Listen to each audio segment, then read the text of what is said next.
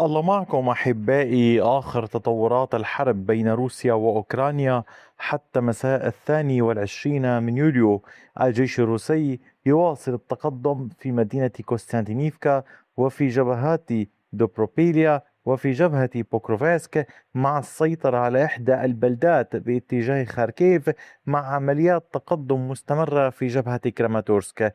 تفاصيل كثيرة أتمنى من حضرتكم مشاهدتها للنهاية ومشاركتها في سبيل إيصال هذه المعلومات لأصدقائكم، ولتنتشر وتتوسع القناة أكثر، فهي تعتمد على دعمكم بشكل حصري. أحبائي، نبدأ الآن من عمليات التقدم للجيش الروسي في مدينة كوستيانتينيفكا. الوحدات الروسية تمكنت من فرض سيطرتها في هذا القسم الموجود هنا على كامل هذه المساحة باللون الزهري. كما تلاحظون، كان التقدم الروسي على كامل هذا الامتداد بعمق أقصاه 540 مترا، بامتداد يصل إلى نحو كيلومتر ونصف. تحركت القوات الروسية لتسيطر على كامل هذه المنطقة. الأوكران لا يزالون يتمركزون في هذه المواقع، في هذه المباني، يحاولون منع الجيش الروسي من السيطرة على هذه المنطقة، وأيضا لديهم تمركز في هذه المنطقة المشرفة مع عمليات في المناطق المحيطة هنا ككل. الوحدات الروسية تحاول التقدم واستكمال السيطرة على هذه المواقع كلها، والتقدم على طول الطريق الرئيسي نحو هذه المنطقة ضمن وسط الأشجار الموجودة في هذا الاتجاه، لفرض السيطرة على هذا القسم. أما المجموعات الروسية الأخرى فتواصل عمليات الضغط نحو هذه المنطقة، حيث لا يزال يتمركز قسم من الجيش الأوكراني داخل المدينة، مع تمركز في المناطق المحيطة الموجودة في هذا الاتجاه. هنا يوجد نهر في هذه المنطقة كما تلاحظون، ويوجد نهر على طول هذه المنطقة، وتوجد القوات الأوكرانية في هذا الاتجاه.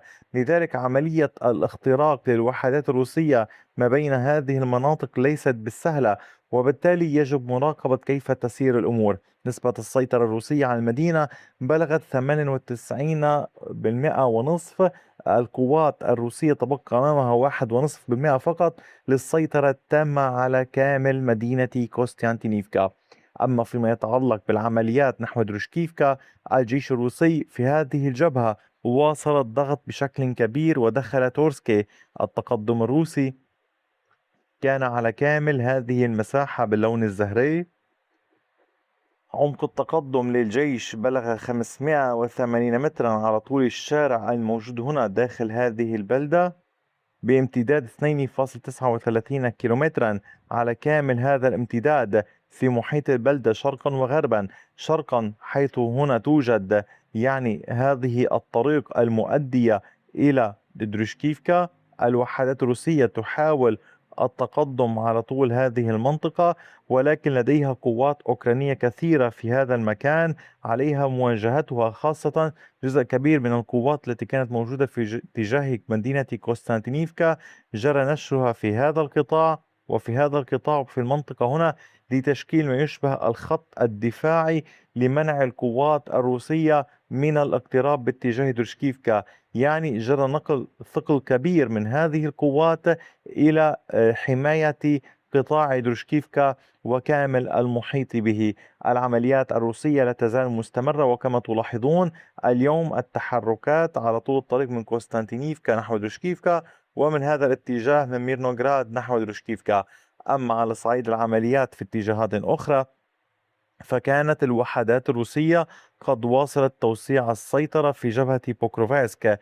تقدمت الوحدات الروسية جنوب ليفي التي جرى السيطرة عليها، وهنا أشدد دوما على ضرورة متابعة ما تقدمه القناة من فيديوهات لكي لا تفوتكم أي أحداث. العمليات لا تزال مستمرة. التقدم الروسي أدى إلى السيطرة على كامل هذه المساحة باللون الزهري. نتحدث هنا عن منطقة بعمق نحو 3 كيلومترات تقريبا، بامتداد 2.25 كيلومتر.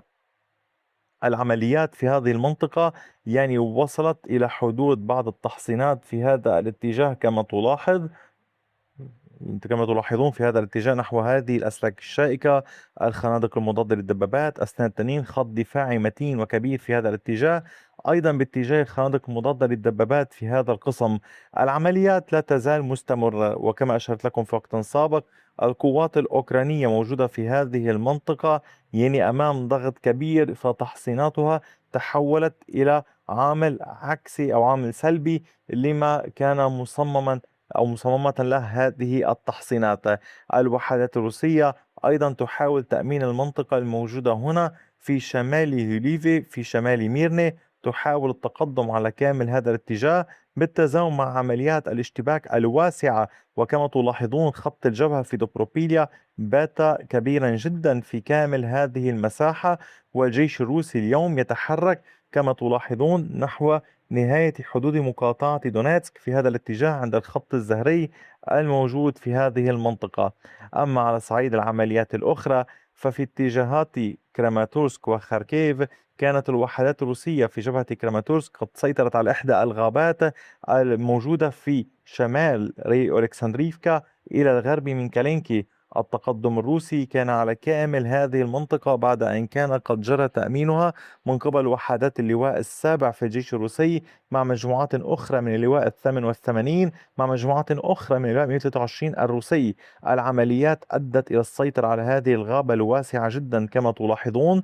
نتحدث يعني عن منطقة بعمق 2.39 كيلومتر بامتداد 2.41 كيلومتر كحد أقصى.